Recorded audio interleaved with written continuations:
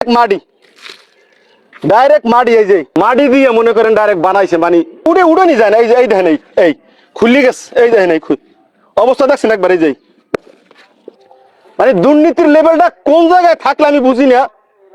এই যে পাড়াটা উড়ম, এই যে এই খুললি গেছে, দেখছেন এই এই ইন্ডিয়াটা উড়ান যায় না, উড়ানের মধ্যে এই পাড়াটা ধরার আগে ভেঙে যায় ভাই, মানে পাড়াটা ধরার আগে ভেঙে যায়। যে এই দেখেন এই ডাইরেক্ট স্রেফ মাটি দিয়ে মনে করেন ডাইরেক্ট বানাইছে, মানে সুদনারা খাবি খাবি ভালো কথা, এরকম মানুষের মাথায় বাড়ি দিয়ে খাবি, এটা ভাঙ্গে যেতেছে। এই যে এই দেখেন এই কত নিম্নমানের এই যে পাড়া জায়গায় যে পাথরগুলো ব্যবহার করতেছে, পাথরগুলো হচ্ছে যে বিভিন্ন ঘরটার দেওয়াল টাওয়াল ভাঙে না, দেওয়ালের ডেড ওভার পাথর দিয়া এগুলো বানাইতেছে।